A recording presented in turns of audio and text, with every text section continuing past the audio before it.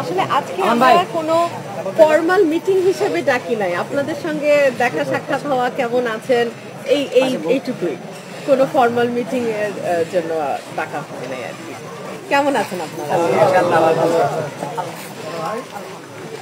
5 তারিখের পরে আগের চেয়ে তো আমরা ভালো আছি। আমি তো এখানেই থাকি ভাবাদপুরে, আর মাসে অন্তত 10-12 দিন আপনাদের দোয়া আমি এখানে আসি। কোনো রকম কোনো যদি মনে করেন কোনো সমস্যা যেই রকমই আমাকে জানাবেন,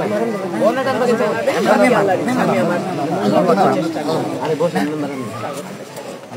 আপনারা কেউ কিছু বলেন, আমি আসলে আপনাদের কথা শুনতে আসছি।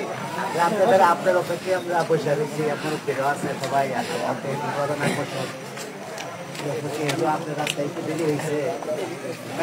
আমি বুঝি না যেটা এত ভিতরে অফিসে আসছি তো সাধারণত যে গাড়িতে আসলে বা একটু তাড়াতাড়ি হয়ে যায় রাস্তাটাও আমাদের।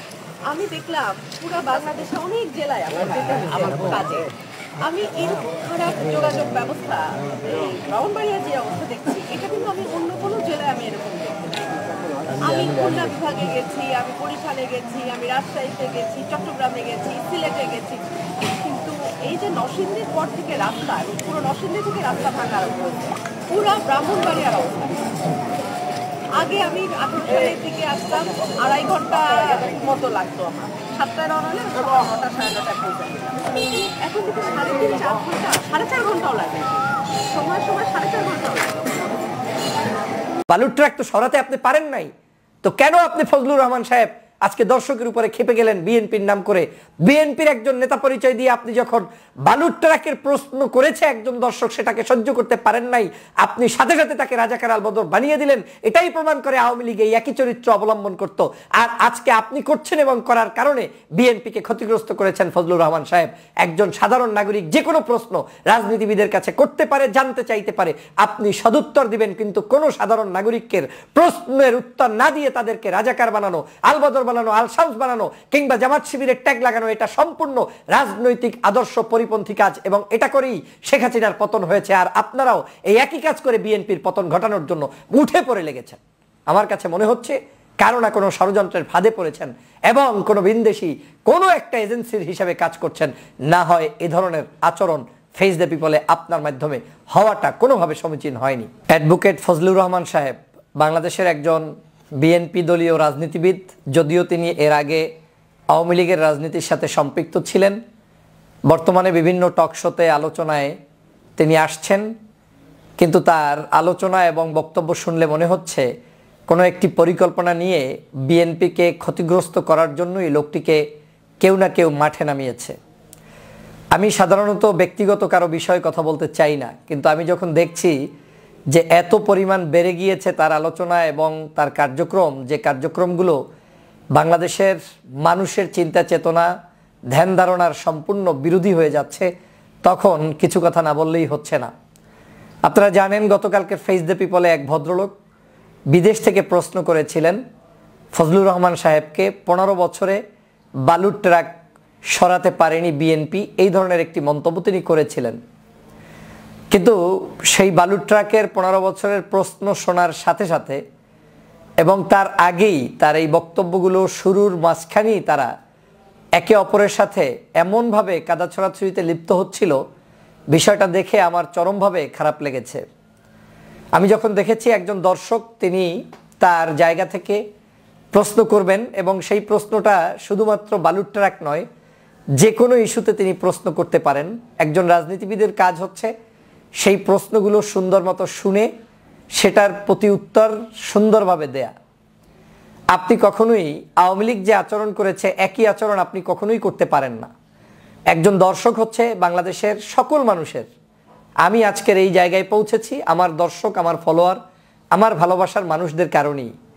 আপনি রাজনীতি করছেন, আপনার ফলোয়ার, আপনার শুভাকাঙ্ক্ষীরাই আপনার সম্পদ। জাতীয় জীবনে প্রত্যেকটি জায়গায় মানুষের ভালোবাসা অবজ্ঞা করে কখনো বড় হওয়া যায় না।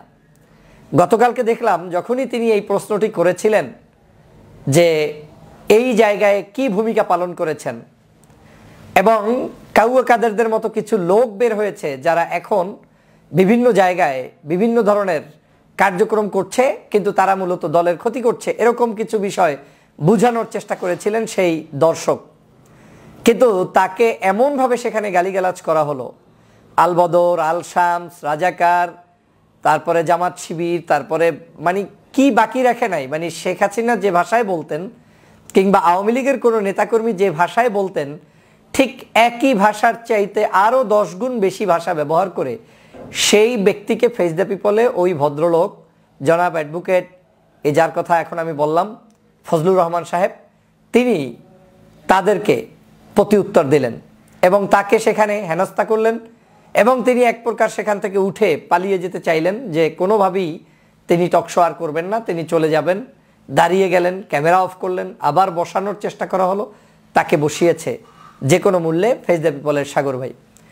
আমি ভিডিওটা দেখে অবাক হয়েছি, কারণ আমার কাছে মনে হয়েছে দেশনেত্রী বেগম খালেদা জিয়া নয়, শুধু শহীদ রাষ্ট্রপতি জিয়াউর রহমানকে যারা গালিগালাজ করেছে পর্যন্ত, এবং সেটার প্রতি উত্তরে কোনো একজন ব্যক্তি মামলা পর্যন্ত করেছে, সেই মামলা থেকে পর্যন্ত তারেক রহমানের নির্দেশনা হচ্ছে এই যে ওই ব্যক্তিকে মামলা থেকে উঠিয়ে দিতে হবে, জেল থেকে মুক্ত করতে হবে। এত ভালো না যে দলকে ভালোবাসতে গিয়ে আপনি জিয়াউর রহমানকে কি বলেছে না বলেছে সেই কারণে তাকে জেলে নিতে হবে, এই স্বাধীনতা আপনাকে কেউ দেয় নাই, বিএনপি পরিবার দেয়নি বলে আমার কাছে এখন পর্যন্ত বিশ্বাস। এই বিশ্বাস কতদিন থাকবে আমি জানি না, কিন্তু কেউ এই অপকর্ম করে দলটার অবস্থা এমন 12টা বাজাচ্ছে যে দলটাই এখন জাতির কাছে প্রশ্নবিদ্ধ হচ্ছে, প্রতিনিয়ত হচ্ছে, প্রতি ঘন্টায় হচ্ছে, প্রতি সেকেন্ডে হচ্ছে। এই দল এখন পর্যন্ত বাংলাদেশের যতগুলো দুর্নীতি, দুষ্কৃতি, অন্যায়, অবিচার যারাই করেছে, আমার জানা মতে এই 5ই আগস্টের পরবর্তী সময়ে তাদের প্রত্যেককে বহিষ্কার পর্যন্ত করা হচ্ছে, আস্ফালন দিয়ে কাউকে রাখা হচ্ছে না। কিন্তু কি কারণে আজকের এই ধরনের ব্যক্তিরা বক্তব্য দিয়ে চলেছেন এবং সেটা জনগণের কাছে আজকের খারাপ দৃষ্টিকটু হচ্ছে, তারপরেও তারা বক্তব্য দেওয়ার সুযোগ পায়, আমি এটা জানি না কি কারণে হচ্ছে, কারা করাচ্ছে এবং তাদের পিছনে কি মহাশক্তি রয়েছে। আমি তীব্র ভাষায় নিন্দা জানাই গতকালকের সেই যে সাধারণ নাগরিক, যে ব্যক্তি বিদেশ থেকে সংযুক্ত হয়ে প্রশ্ন করতে গিয়ে অপমানের শিকার হয়েছেন। আমি অবশ্যই সেই ভাইয়ের কাছে আজকের সারা বাংলাদেশের টকশো যারা শোনেন তাদের পক্ষ থেকে আমি ব্যক্তিগত জায়গা থেকে আমি অবশ্যই সমবেদনা জানাই, তার প্রতি আমি আজকের ব্যক্তিগত জায়গা থেকে ক্ষমা প্রার্থনা করি। কারণ একজন ব্যক্তি তিনি প্রশ্ন করবেন, এমন কি প্রশ্ন আওয়ামী লীগের লোকেরা করবেন, জামাতের লোকেরা করবেন, চরমনাইয়ের লোকেরা করবেন, হেফাজতের লোকেরা করবেন। রাজনীতি করতে হলে আমাকে প্রশ্ন যে কেউ করতেই পারে, তাই বলে প্রশ্ন করার উত্তরটা সুন্দর মতো সাজিয়ে না দিয়ে আমরা তাদেরকে রাজাকার, আল বদর, আল শামসের ট্যাগ লাগিয়ে গালিগালাজ করে বেয়াদব বলে সেখান থেকে বের করে দেয়া, এটা নিতান্তই রাজনৈতিক শিষ্টাচার বহির্ভূত। যেমন